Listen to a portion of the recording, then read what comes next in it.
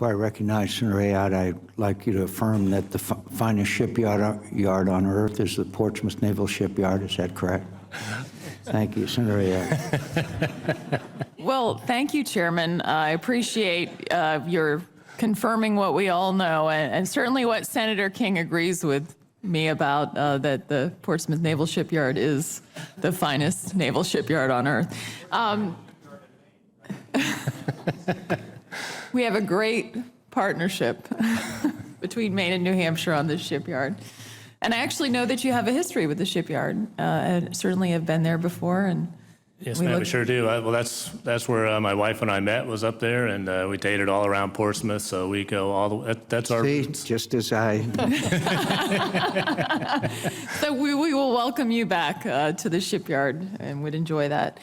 But I very much thank you and your family for your service to the country and willingness to take on this important leadership position during these challenging times. And but yesterday, before the Committee on Readiness, Senator Kane and I hosted a hearing that was focused on best practices at our nation's public and private shipyards. And I believe my staff provided that testimony to you. Yes, ma'am. And one of the things that came out that is happening at the Portsmouth Naval Shipyard is a very strong partnership between labor and management that has driven performance significantly, where they are producing the work they're doing on our attack submarine fleet ahead of schedule, under budget. And a takeaway from the hearing was that some of these best practices that are being put in place, that we need a better mechanism to share those among the shipyards, the 4 public shipyards, to ensure that we can learn from each other to make sure that that strong partnership is there for excellent performance between labor and management. And I know that the Naval Sea Systems Command, NAVSEA Labor Management Partnership Forum is an important start in that effort, but I think there can be more done based on the hearing we had yesterday.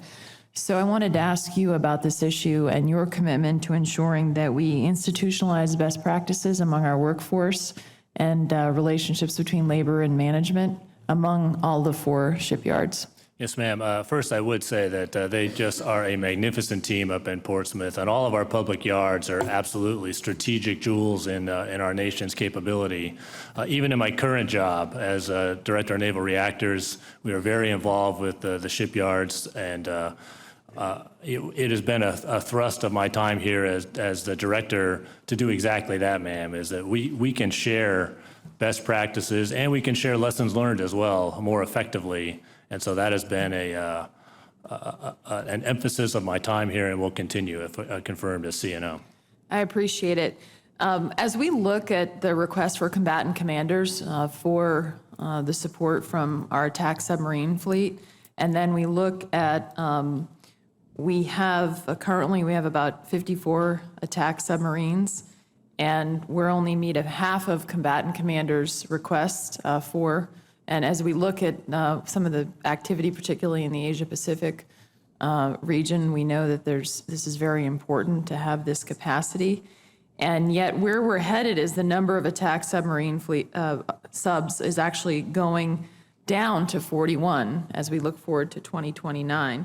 And so one thing that this committee has done is really focusing on having the Navy procure at least 2 Virginia-class submarines per year. What are your thoughts on this shortfall and how we addressed it? Now, overriding everything, of course, is sequester and our need to resolve that. But going forward, assuming we can work together to resolve that, which has got to be top priority, what's your thought on making sure that we have what we need? Ma'am, I think it's very clear. I can show hard evidence that we currently enjoy superiority in the undersea domain, but that domain is hotly contested, and we cannot rest for a minute and remain confident. We have to continue to keep pressing.